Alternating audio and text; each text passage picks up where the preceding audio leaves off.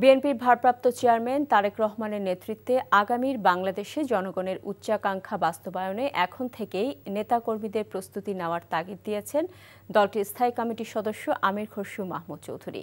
দুপুরে রাজধানীর শাহবাগে বাংলাদেশ মেডিকেল বিশ্ববিদ্যালয় হাসপাতালে ডক্টরস অ্যাসোসিয়েশন অফ বাংলাদেশ ড্যাব আয়োজিত আলোচনা সভায় এসব কথা বলেন তিনি। বলেন, নতুন বাংলাদেশ করতে হলে কিছু মৌলিক চিন্তার পরিবর্তন করতে হবে। দেশের সংস্কারের বিষয়ে যত মৌলিক ধারণা সব ৩১ দফায় আছে বলেও দাবি করেন তিনি। এ সময় ৩১ দফায় আগামী রাষ্ট্রভাবনা ও স্বাস্থ্য ব্যবস্থার প্রেক্ষাপট নিয়ে আলোচনা করেন বক্তারা। আগামীতে বিএনপি ক্ষমতায় গেলে দেশের স্বাস্থ্য ব্যবস্থা ঢেলে সাজিয়ে জনগণের দোরগোড়ায় স্বাস্থ্যসেবা পৌঁছে দিতে বিভিন্ন কর্মপরিকল্পনা তুলে ধরেন ড্যাবের চিকিৎসক নেতারা।